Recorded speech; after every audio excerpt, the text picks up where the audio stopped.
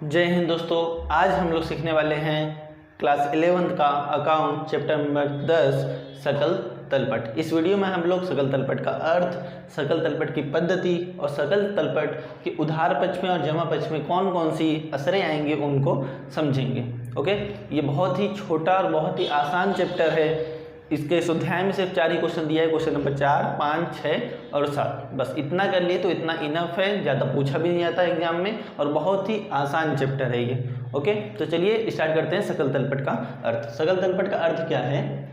सकल तलपट एक ऐसा पत्रक है, बहुत ही आसान है, सिंपल सा, रटने की जरूरत नहीं है, याद करना ऐसे ही नॉर्मल सा कि सकल तलपट एक ऐसा पत्रक है जो खाते की उधार शेष, क्या खाते की उधार शेष और जमा शेष संख्यात्मक दृष्टि से सही है यह दर्शाता है। ओके, सकल तलपट एक ऐसा पत्रक है, इतना याद कीजिए, सकल तलपट एक ऐसा पत्रक है जो खाते की 2 पक्ष होते हैं, एक उधार शेष होता है, एक जमा शेष होता है। तो जो खाते की उधार शेष और जमा शेष संख्यात्मक दृष्टि से सही है, क्या संख्यात्मक दृष्टि से सही है यह दर्शाता है। संख्यात्मक दृष्टि बोल सकते हो या तो गाणितिक दृष्टि बोल सकते हैं या गणित की दृष्टि बोल सकते हो, उस दृष्टि से सही है यह दर्शाता है।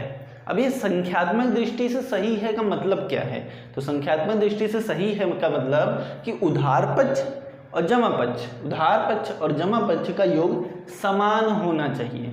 अगर दोनों समान है, मतलब ये उधार पक्ष अगर 1 लाख है, जमा पक्ष भी 1 लाख है, तो दोनों मतलब संख्यात्मक दृष्टि से सही है, संख्यात्मक दृष्टि से सही है, यह दर्शाने का काम करता है कौन? सकल तलपट। ओके, क्या बोल, अर्थ क्या है? सकल तलपट एक ऐसा पत्रक है जो खाते की उधार शेष और जमा शेष संख्यात्मक दृष्टि से या गाणितिक दृष्टि से या गणित की दृष्टि से सही है यह दर्शाता है। ओके, आगे संख्यात्मक दृष्टि का सही का मतलब क्या है कि उधार शेष और जमा शेष यानी उधार पक्ष और जमा पक्ष का योग क्या होना चाहिए? समान होना चाहिए। अगर ये उधार शेष, उधार पक्ष वाला मतलब 50,000 है तो जमा भी 50,000 होना चाहिए। ओके, ये सकल तलपट में दर्शाया जाता है। अगर दोनों अलग अलग है तो संख्यात्मक दृष्टि से सही नहीं माना जाएगा। ओके, आगे सकल तलपट की पद्धति। सकल तलपट की कितनी पद्धतियां हैं? तो सकल तलपट निकालने की 2 पद्धति हैं। कितनी? 2। बहुत ही आसान है, एक योग की पद्धति और दूसरा शेष की पद्धति। इतना याद रखना। अर्थ याद हो गया होगा आपको, संख्यात्मक दृष्टि मतलब मालूम पड़ गया होगा कि उधार शेष और जमा शेष ये दोनों का योग क्या होना चाहिए? समान होना चाहिए। और सकल तलपट की कितनी पद्धति है? 2 पद्धति है, एक है योग की पद्धति, दूसरा है शेष की पद्धति। इतना याद रखना। एक मार्क में क्वेश्चन पूछ लेता है कि सकल तलपट का अर्थ बताइए, तो अर्थ लिख देना। बोलेगा सकल तलपट की पद्धति बताइए, तो सकल तलपट की कितनी पद्धति है? 2 पद्धति है। नाम लिखने को बोलेगा तो योग की पद्धति और शेष की पद्धति। इतना याद रखना, एमसीक्यू में भी पूछ लेता है, शॉर्ट क्वेश्चन में 1 मार्क में पूछ लेगा ऐसा। ओके, तो सकल तलपट की कितनी पद्धति? 2 पद्धति, एक योग की पद्धति, दूसरा शेष की पद्धति। ओके, आगे इसका खाता बनता कैसे है सकल तलपट? तो जो भी नाम है वो नाम लिख देना। जैसे मैंने लिखा है लवकुश का तारीख 31/3/2022 के रोज का सकल तलपट। इधर प्रारंभिक तारीख कुछ भी नहीं आएगा, अंतिम तारीख आएगी। नाम आएगा किस रोज का सकल तलपट, इधर तारीख आएगा अंतिम तारीख 31/3/2022 होगा, 10 होगा, 2010, 2012, 15 कुछ भी हो सकता है, तो वो लिख देना इधर। ओके, ऐसे ही ऊपर लिखना होगा लवकुश का तारीख 31/3/2022 के रोज का सकल तलपट, सकल तलपट। ओके, इसका फॉर्मेट कैसा है? आगे खाता का नाम, पहला कॉलम कौन सा बनेगा? खाते का नाम, जो भी खाता होगा, खरीद खाता, बिक्री खाता, खरीद वापसी, बिक्री वापसी, लेनदार, जो भी खाते होंगे वो खाते का नाम इधर लिखा जाएगा। ओके, एक खाता पृष्ठ नंबर का कॉलम बनेगा, खाता पृष्ठ नंबर, उधार का रकम होगा और जमा का रकम होगा। ओके, बस ऐसा सिंपल सा ही फॉर्मेट है, ज़्यादा कुछ भी नहीं है। ओके, ये जो योग की पद्धति है, योग की पद्धति मतलब क्या? बहुत ईजी है, ऐसा एग्जाम में आपके पूछा नहीं जाएगा, वो बस ऐसे दिया हुआ है जानकारी के लिए कि योग की पद्धति बता देता हूँ क्या होता है। योग की पद्धति मतलब आपको खाते का नाम दिया होगा, सारे खाते का नाम सब दिए होंगे, रकम भी आपको दिया होगा, उधार का रकम, जमा का रकम सब दिया होगा। आपको करना क्या है कि उधार का रकम जितना भी है उसको टोटल करके नीचे लिख देना है, जमा में जितनी भी रकम दी होगी उसको टोटल करके जमा में लिख देना। ये होगी योग की पद्धति। और ऐसा भी कभी एग्जाम में दिया नहीं जाएगा, पूछा ही नहीं जाएगा। अब बच्चे थोड़ी हो 4th 5वीं में ओके, तो खाते का नाम दिया रहेगा और उधार में जितनी रकम होगी वो सब दिया रहेगा, जमा में जितनी रकम होगी वो सब दिया रहेगा। आपको करना क्या है योग की पद्धति में, इन सबको टोटल करके आप नीचे उधार पक्ष में लिख देना है और जमा का टोटल करके आपको जमा पक्ष में नीचे टोटल लिख देना। ये हो गई योग की पद्धति। आपको क्वेश्चन नहीं दिया हुआ है लेकिन एग्जाम्पल नंबर 1 योग की ही पद्धति है, तो वो कर लीजिएगा अपने हिसाब से।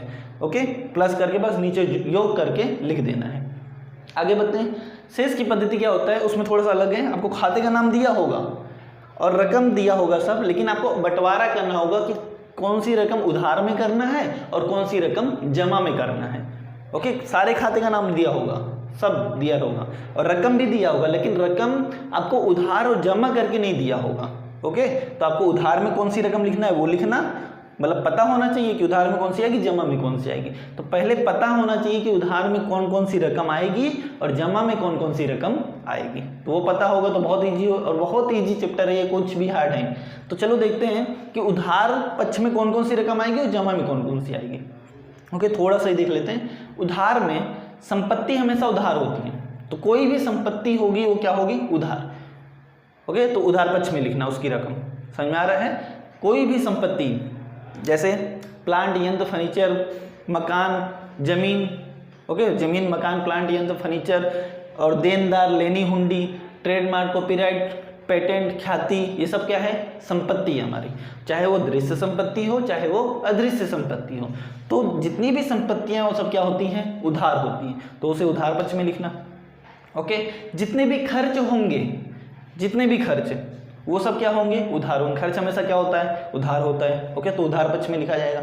जितनी भी खरीदी होगी, कोई भी चीज हम खरीदेंगे, खरीदी कहाँ आएगी, उधार में। खरीदी हमेशा क्या होती है, उधार होती है। ओके, आगे है बिक्री वापसी। बिक्री नहीं, बिक्री वापसी। माल क्या हो रहा है, आ रहा है, माल आ रहा है, आए तो उधार, उधार पक्ष में लिखेंगे। तो उधार में, उधार के कॉलम में कौन कौन सी रकम आएगी, संपत्ति की, खर्च का, खरीदी का, क्योंकि माल क्या हो रहा है, आ रहा है, आए तो उधार। बिक्री वापसी, उसमें भी माल आ रहा है तो आए तो उधार। संपत्ति, खर्च, खरीदी और बिक्री वापसी, ये सब कहाँ आएंगे, उधार पक्ष में आएंगे। ओके, जमा पक्ष में क्या आएंगे, दायित्व आएगा। दायित्व हमेशा क्या होता है, जमा होता है, क्योंकि हमारा दायित्व बनता है चुकाना। जो हम जाएगा, जाए तो जमा। ओके, दायित्व क्या होता है, जमा होगा। आगे उपज, जितने भी लाभ होंगे, हमारा क्या है, फायदा है, फायदा है तो जमा पक्ष में। आगे है बिक्री, माल क्या हो रहा है, जा रहा है, जाए तो जमा। इतना याद रखना, माल आए या जाए उससे मतलब, बिक्री हमेशा क्या होता है, जमा होता है, खरीदी हमेशा उधार होता है। इतना नॉर्मल याद रखना। खरीद वापसी, ओके, खरीद वापसी क्या होगा, जमा होगा। बिक्री वापसी क्या होता है, उधार होता है, और खरीद वापसी क्या होता है, जमा होता है।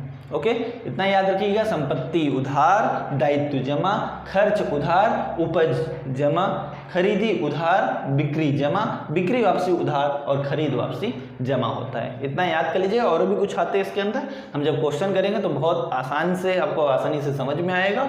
अर्थ आपको समझ में आ गया होगा।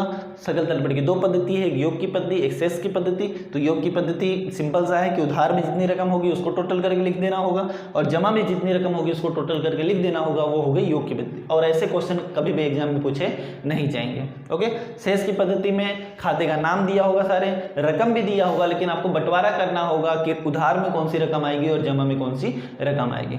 ओके, इतना ये भी याद रखना। इसका एक स्क्रीनशॉट लीजिए। मिलते हैं नेक्स्ट वीडियो में नए टॉपिक के साथ, तब तक के लिए जय हिंद।